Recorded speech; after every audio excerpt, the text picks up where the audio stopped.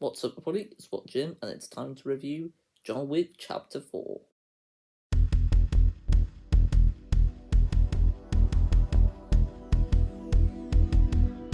What the Jim? If you've seen John Wick Chapter 4, please let me know your thoughts on it in the comment section below, but no spoilers, as this is a no spoiler review. I'm going to do this video a little bit differently. I'm going to have it so I talk about the good, the bad, the verdict, all in one portion of the video, being the review part of the video. I couldn't wait for John Wick Chapter 4, I was really anticipated for it. I even brought my Lego John Wick custom with me to show my anticipation for it. Now let's get to the review of this film.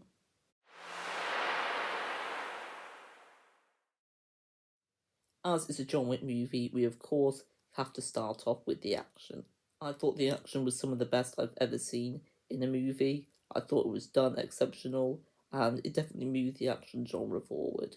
The way it was done was awe-inducing, and I'm not sure how some of the action was done. It was that good and revolutionary in my opinion. The main reason why the action's so good in the John Wick franchise, and why it's so good here, is because of the fantastic choreography. I think the director of the John Wick movies used to be a stuntman.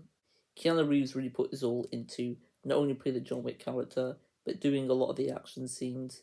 I was just really impressed with what he was able to do here. I have to touch on the cinematography, because in my opinion that's just as fantastic as the action.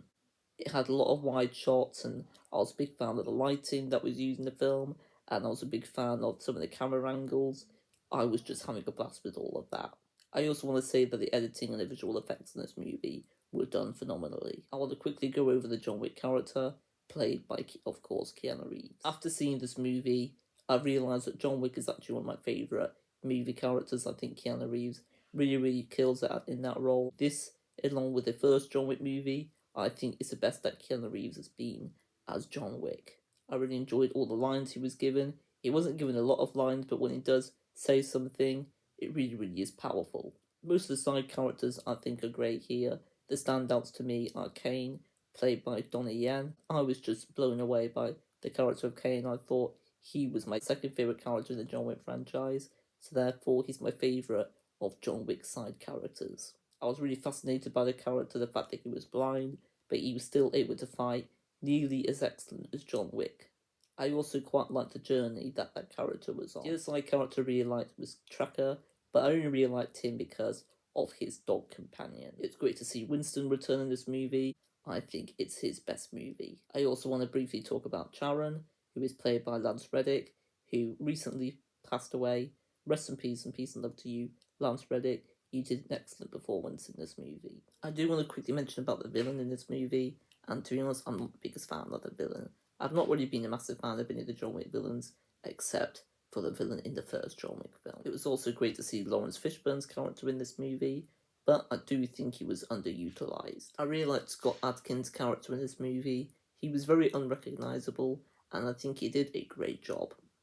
I will now talk about the story, and it was a very straightforward story, but I was invested in it from the beginning all the way to the end. The story had quite a few twists and turns, and it was very easy to follow. It's also got my favourite world building of any John Wick movie. I love the scope and the scale of it, and I thought overall this film had great pacing.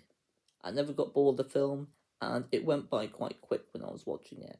The pacing also knew when to slow the film down, and also to speed it back up with fantastic action. So I think the pacing's great, like I said, but in my opinion the length is too long.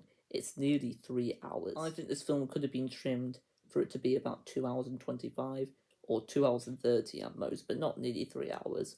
In my opinion, that's too long. The original plan was to shoot John Wick 4 and John Wick 5 back to back, but instead they decided to have John Wick Chapter 4 and 5 be one movie, being of course John Wick Chapter 4. So that's probably the main reason why it's such a long movie. I also found the film too bloated at times, and I thought there was too much going on.